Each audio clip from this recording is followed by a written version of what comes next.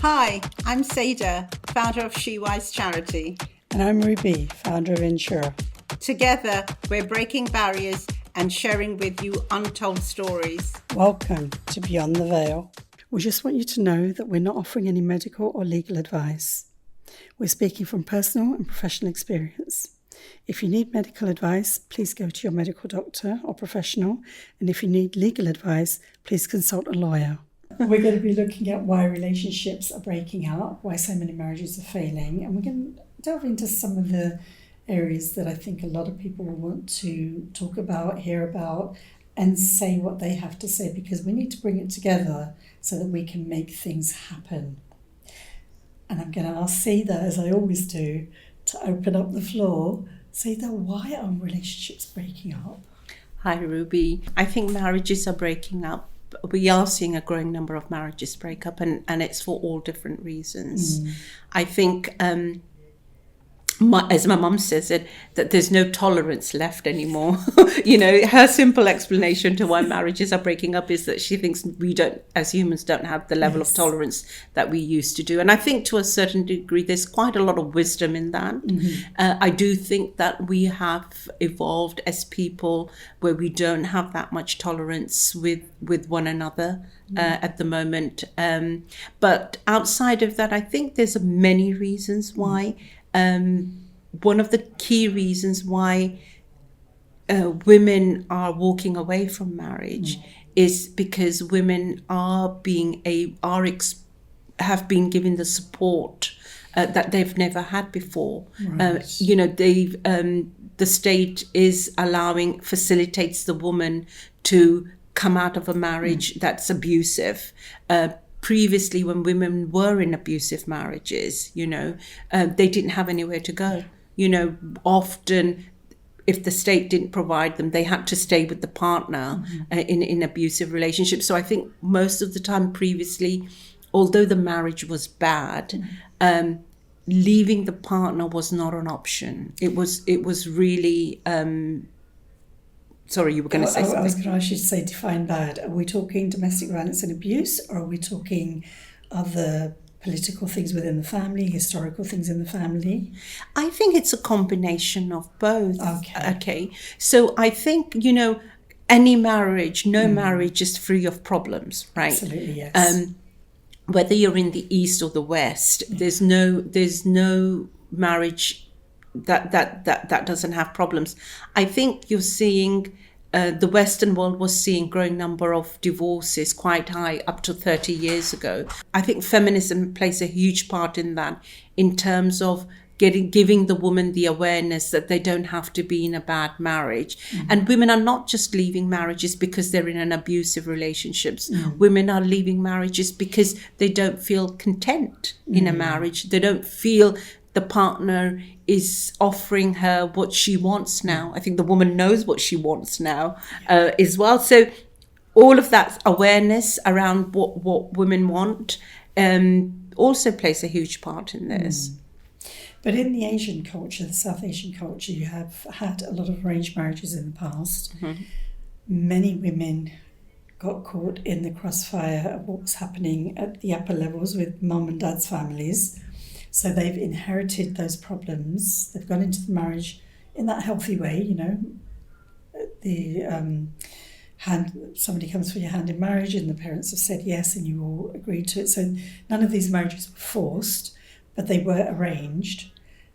They've carried the burdens of the historical legacies and ended up breaking apart. Yes. So the reason I mention that is because when we have these questions, people don't look at that side and the role that they've played. Exactly, absolutely. We put people together that could never have worked because it wasn't that the families had problems for the past 1 or 2 years.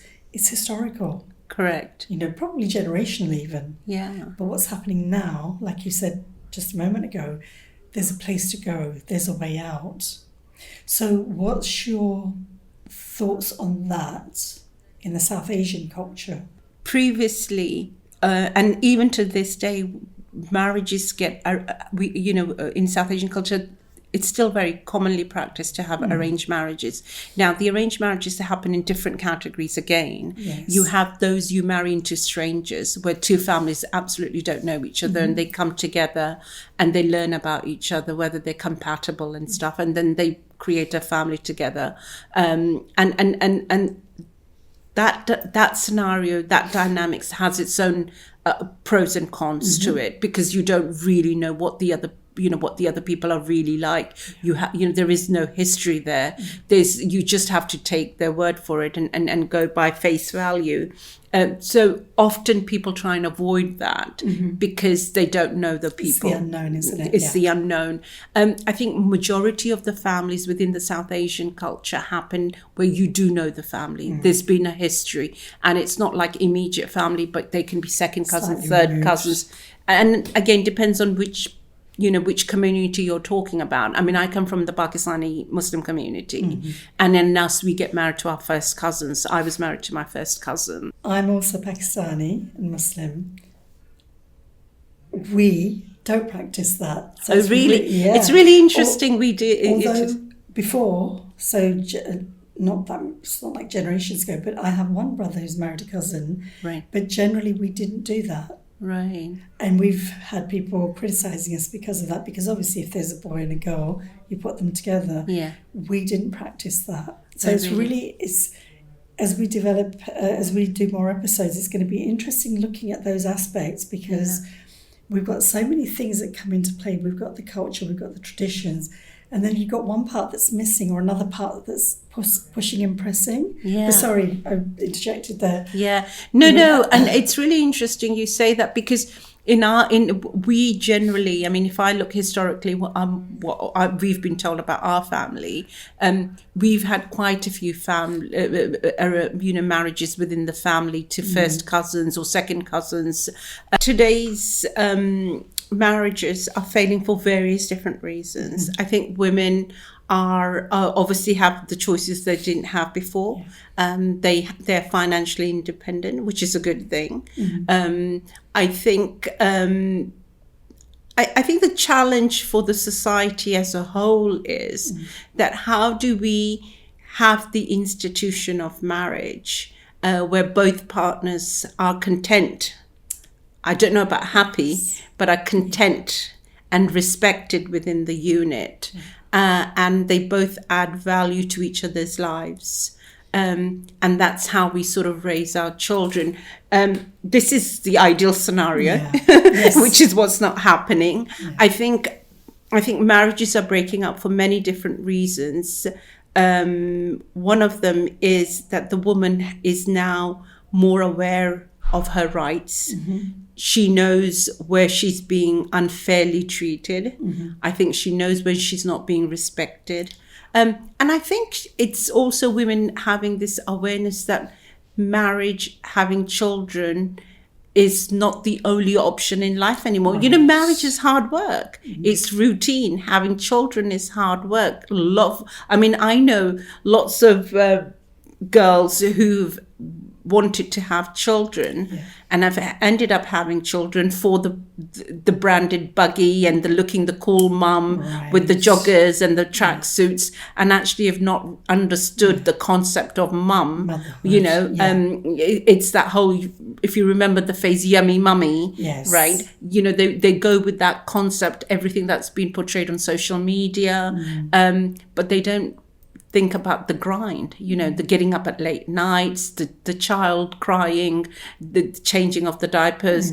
They don't understand the routine and the boring routine of it all. So I think that's also one of the reasons that more marriages are not happening. And also this complex before, men used to, there was, in some ways, there was a lot of sanity in dividing up the roles between the man and the woman. Now, because the roles are very complex, women are expecting the guy to participate more in the house chores. And they are. And they are. And they are, which is really interesting. Yeah, they are. Some men are. I mean, unfortunately, my ex-partner wasn't as much, but yes, some men are. Despite the wife being at home and not working full time, they still come home and they are much more building their relationship with the children on one-to-one. Fathers understand the importance of being a father and having that independent relationship with the child,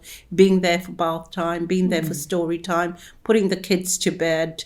But in the midst of all of this, something is not happening. And I think this is there's not one particular reason. I think it's a combination of reasons. I think having access to multiple people through channels of social media is also another distraction why marriages are falling down. People are getting bored of the partners. I do believe, Ruby, that we are in an era where we haven't been historically before, where we're wanting our partners to be everything to us. I feel like you touched on something a few moments ago where you said about the communication, the boy and the girl. Let's call them boy and the girl for this little segment, because they don't really get to know each other. They get to know the families. I'm a doctor, you're a lawyer, we're going to be a good match. Yeah. Then we can get into a nicer area, bigger house, nicer car.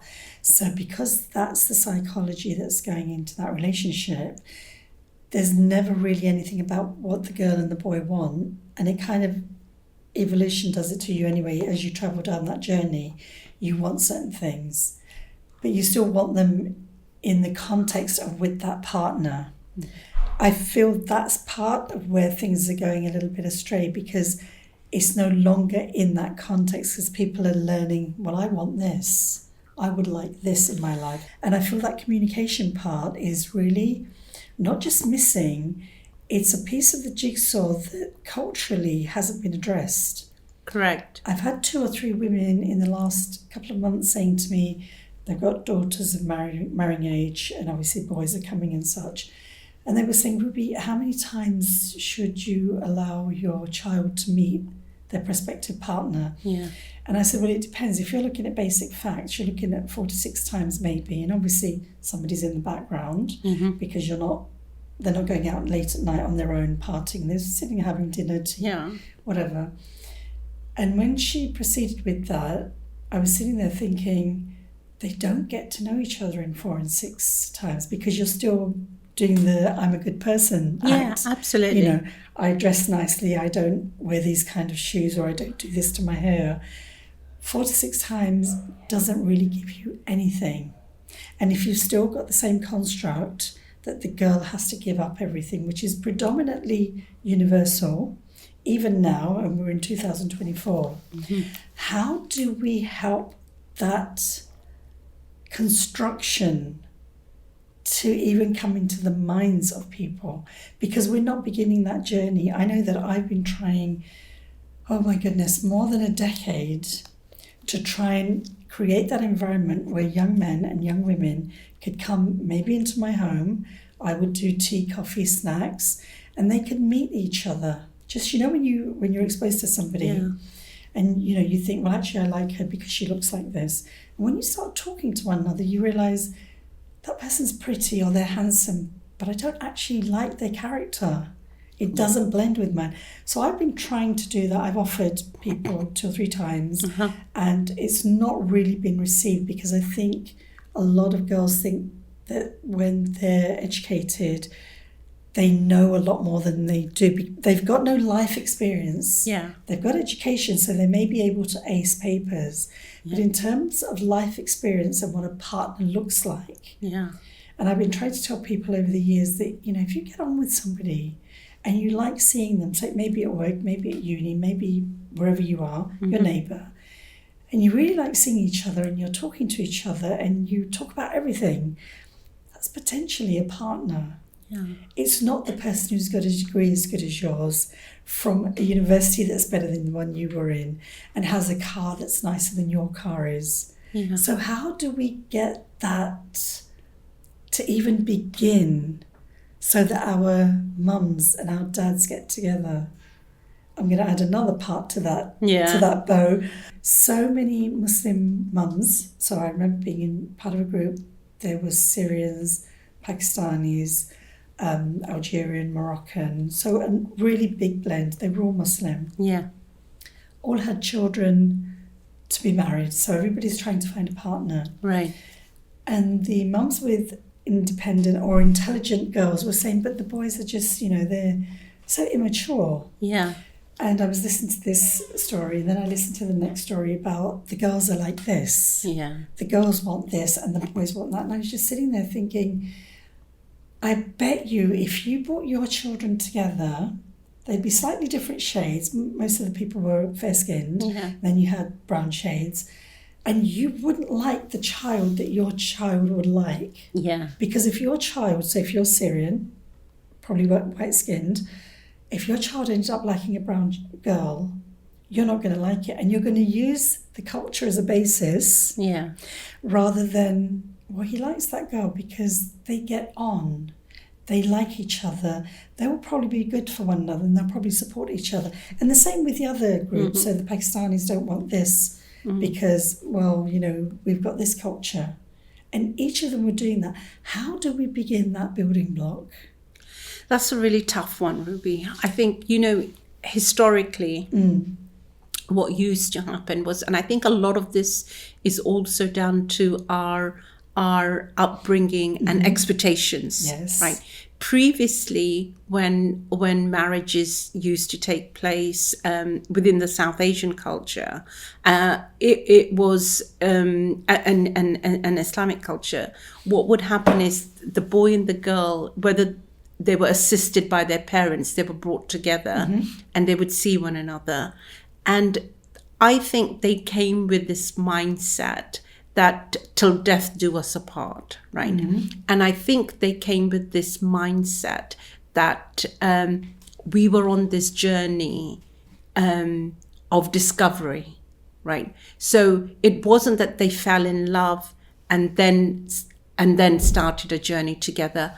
They actually came together as strangers and discovered each other and learned to adapt each other. And because they were brought up that way, they knew they had to adapt. They knew they had to accept. They knew it wasn't something, let's, scan this person, if they're compatible. That option wasn't there. I think a lot of the options back in the days weren't there.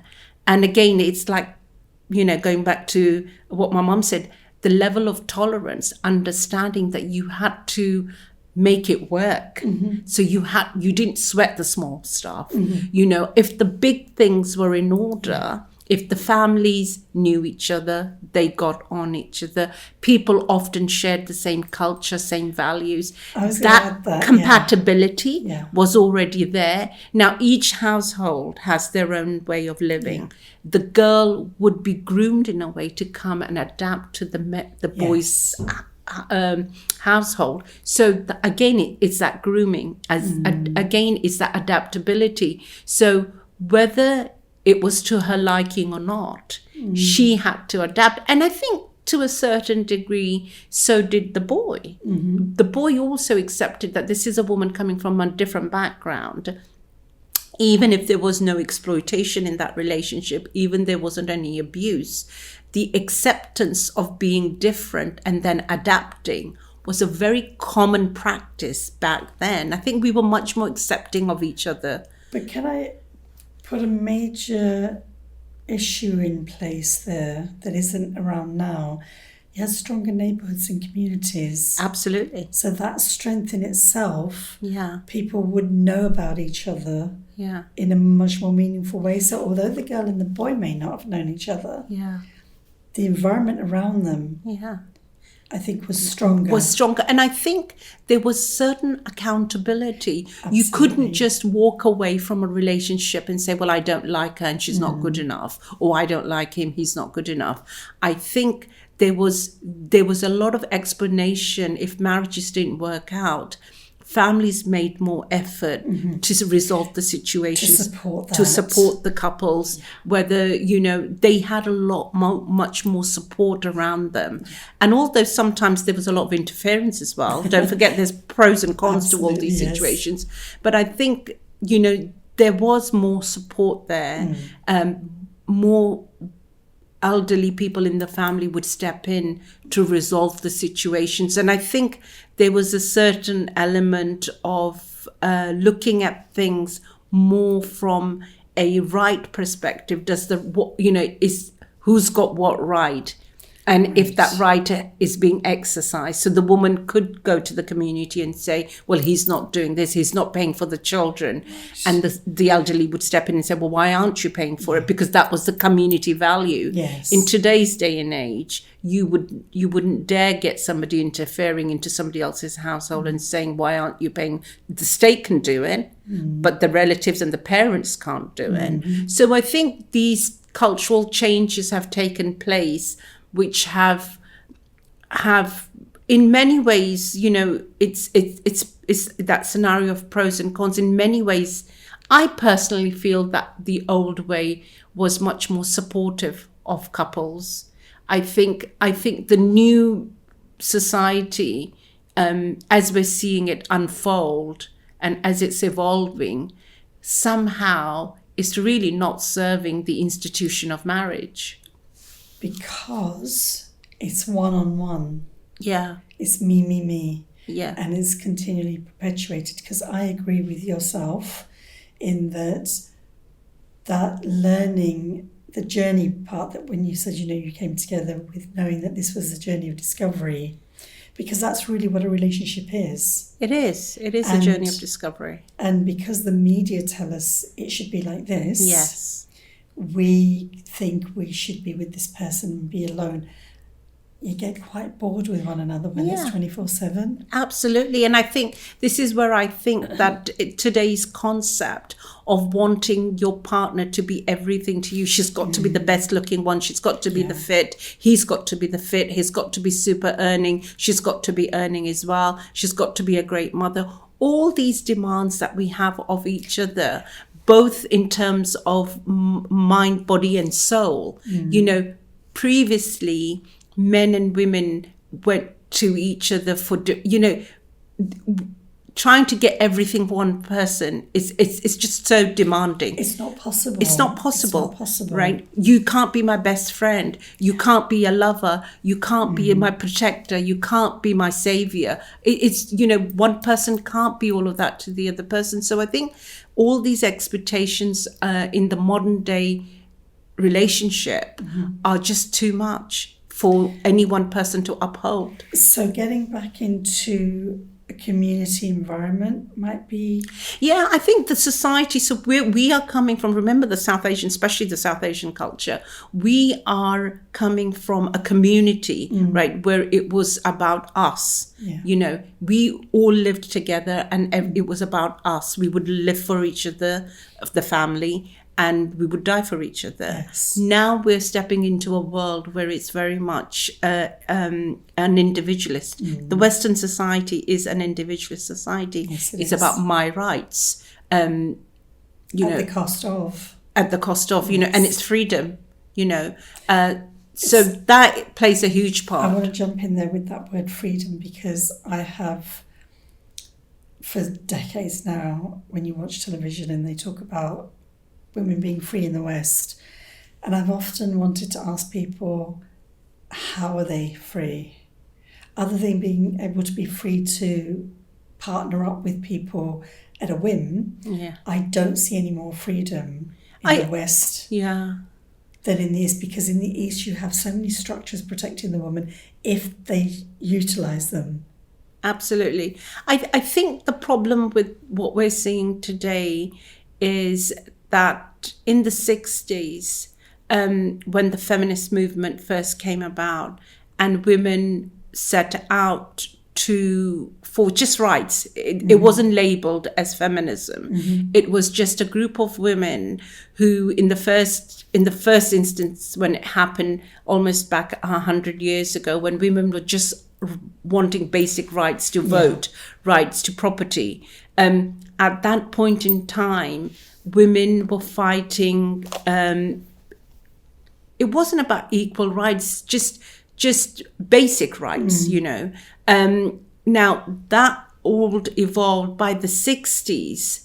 Women were burning bras, and I think liberalism had kicked in a funny sort of a way, where freedom was supposed to be ultimate thing that the human should strive for.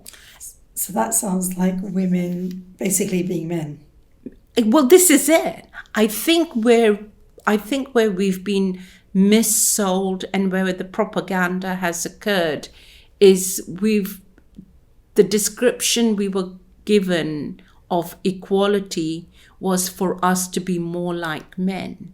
I think we disrespected this whole natural being of, yes, of course, all humans are same in terms of their rights. They have the same equal rights, but actually they function differently. Very differently. And I think biologically we function differently, emotionally we function differently. And I think we have been missold this concept that everything, man and a woman, is equal. Yes, we're equal, but we're different in mechanisms. So what you're saying is that feminism era has also impacted the South Asian woman for marriage, and I think so. I think the Western feminism, the white feminism, is very different to the South Asian feminism. Those waves of feminisms have impacted women's mindset a lot, right? And in so many ways in a positive way, and so many ways not in such a positive way. I think women have been brainwashed into thinking that they have to be more and more like men. If you remember back in the 80s, Ruby, you had women were wearing these broad shoulders and those going into work, and they were wearing those suits that were like, and we were really having short hair and everything. And I even remember at work where a woman, she was one of my manager at work, and she used to act like a man and completely in order to dominate, because she thought she had to be like a man to be a leader, to dominate and lead a group of people at work. So I think at different stages, we've been given different messages why women have got so confused in the role that they play. But is that why the relationships are breaking up then? I think it's a contributor, might not be 100%, right, but I definitely think it plays a part in that. I definitely also think that it has brought about a lot of confusion within the men in terms of what role they play. Right. I've also heard and know of men who now refuse to open the door for women because they're saying, well, if it's equal, then open your own door. Yes. I mean, so that basic chivalry that we used to appreciate within men, that has gone. Now, as a woman, I would want my man to lead. I mean, in my marriage, my problem was that I was playing both roles. The way my ex-partner was showing up in a marriage was, he was showing up as a dependent, and he was trying to control me in a way that I would give anything to you, and I would submit myself to you. Yes. But are you the leader? Could I trust you? Could I trust you to make the right decisions for me? No, I couldn't, because I was being exploited. Can I trust you to make the right decisions for my children? Doesn't that come back to that getting together and having those conversations? Absolutely. And again, it comes back to having those conversations, and it comes back to our parents teaching us from a young age what to expect from a relationship, what respect looks like. I think, and when you're choosing a partner, how important, what are the telltale signs? in looking for a partner for marriage. I mean, I think now when I reflect back, and I think women don't realize that when you're looking for a partner, you're actually looking for a father for your children. That's right? a really valid point. And that's the thing. If that person, you have to look at it that this is going to be a person who's going to be a father to my children. Does he have the intellect? Does he have the character? Does he earn the way potential, or honest earning? Some men are into corruption. If do your values are in alignment? Yeah. I know a lot of women who struggle when their partners are not earning in the right logistic legal way. They could be involved in many different illegal earnings. Yes. And that causes disharmony to the family and the family values. So I think really when two people get together, whether they've been having an arranged marriage or it's an assisted marriage or it's a love marriage, I think the conversations that need to take place is about your values. What are your core values? And are they in alignment with each other? And how are you going to be, if you decide to have children, how are you going to raise those children together? How do these conversations are so important. So what would your synopsis be of why relationships are breaking down with the frequency? Because one of the interesting things I read about a month ago now, research up in, I think, the North Bradford, if I remember correctly, in the Pakistani community, there are far fewer cousin marriages. Girls and boys are refusing to marry their cousins. Yes, no. So there's changes, and I don't know how these changes have come about because the North is still that much more strict. They've still got more controls, if that's the right word. Yeah. But they've obviously taken a big stand on that. Now, I don't know whether it's because the girls and boys have watched historically how sometimes the children can be deformed or... there's many reasons. Absolutely. Absolutely. I think now not having cousin marriages, there's many reasons for that. Yes. I mean, the biggest one is obviously there's more and more evidence to support that marriage, pregnancies can be disformed, and the high percentage of disability within cousin marriages is quite high, and there's a lot of medical evidence to support that, and that's become the biggest reason why that's not happening. But I think also what has also happened now is that people have come to realize that getting married to cousins, and if that marriage doesn't work out, not only are you losing that partner, but you're actually losing a family, right? And I know this firsthand because of mine. I was married to my first cousin when we decided to, or when I left that marriage, I had to be very much mindful that I was going to have to give up some of the relationships that came with that marriage, and fortunate enough, some relationships we did have to give up. I had to give up, but more than often, I didn't. I'm still very much connected to my cousins and my families and stuff. And I think that was because it took a long time to happen. But I think that was also because they understood who was the culprit in that marriage and my efforts to make that marriage work. So they understood that.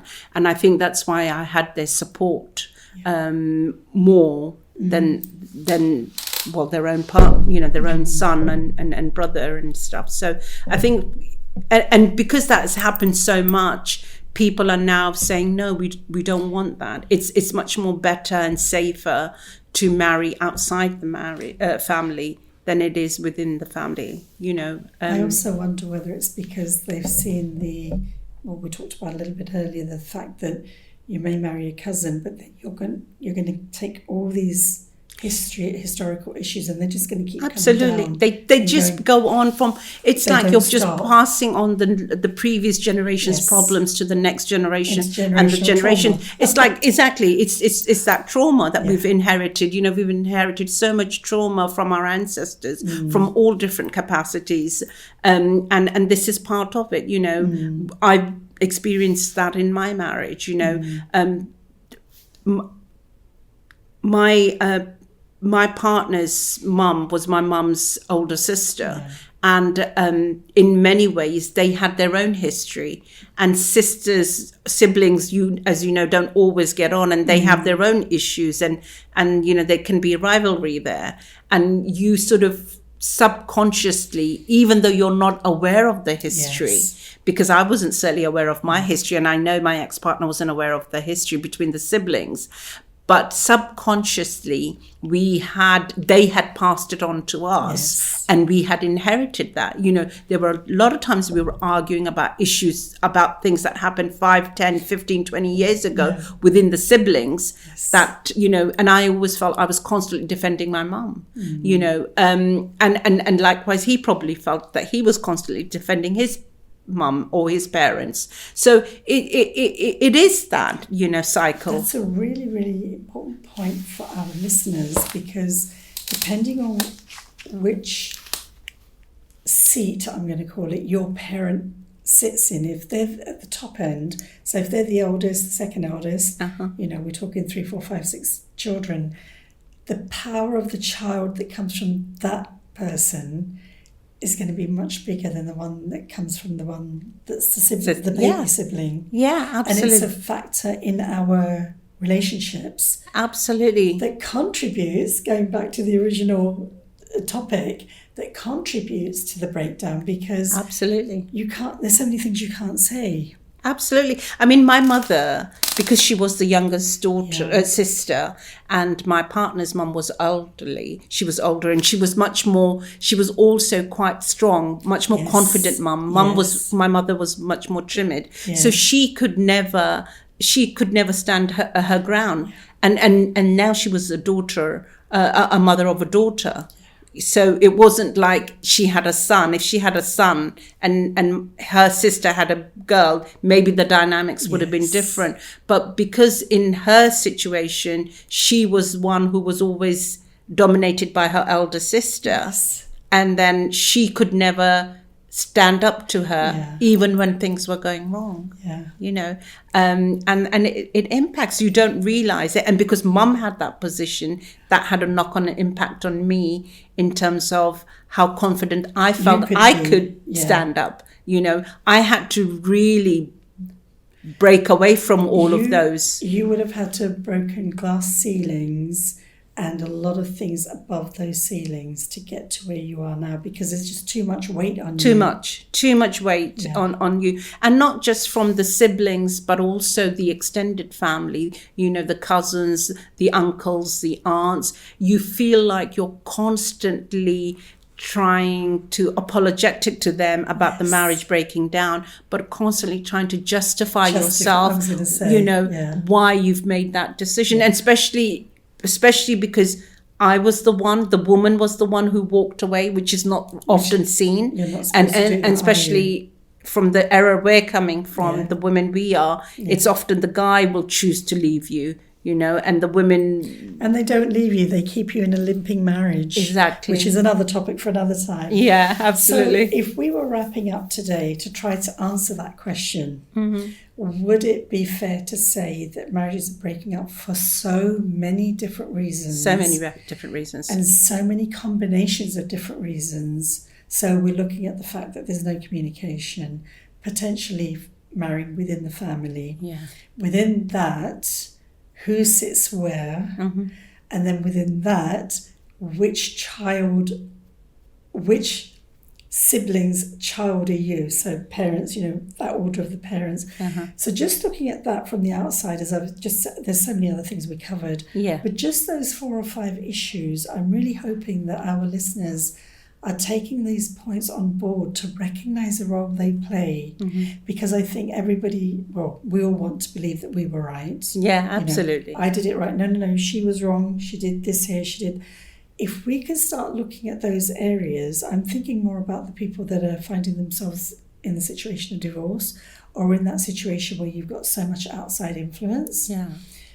To be able to break it down in a healthy way, because that's another thing we have to do, that the relationship is broken down, we've still got to manage it Yeah. And this is part of the narrative that hasn't really started coming up in the universal kind of way, that we realise things are breaking down, we realise we've got trauma, but nobody's actually saying it doesn't matter what happens, whether it's trauma, whether it's a broken relationship, whether it's the loss of somebody. At the end of the day, even if you go through a judicial system and you get the outcome that you believe you should have, so you've been proved right, if you don't do the work to heal from it or figure out, talk to the people, learn what's happening, you're never really going to recover. Absolutely, Ruby. Absolutely. You have to take ownership of your own well-being and your own healing. I mean, marriages break down for all different reasons. I think one of the key things is for anyone who's in this situation right now and is in a place in their marriage where they're not quite sure to end it or make it work. I think what really needs to be looked at is how you're showing up in this relationship. You know, what is it that you're doing and how is your partner showing up? I think one of the things I've understood that we don't understand enough about ourselves is I think part of the problem is not knowing ourselves. Yes. You know, it's so true when they say all wisdom lies in knowing thyself. And I really believe that, because I think once you know yourself, right, then you can start really analyzing how you're showing up in relationships. And I think what we're not doing now in today is we're not taking the ownership of how we're showing up in these relationships. Again, one of the reasons why marriages did work more in previously in history across the globe were people were accountable for their actions.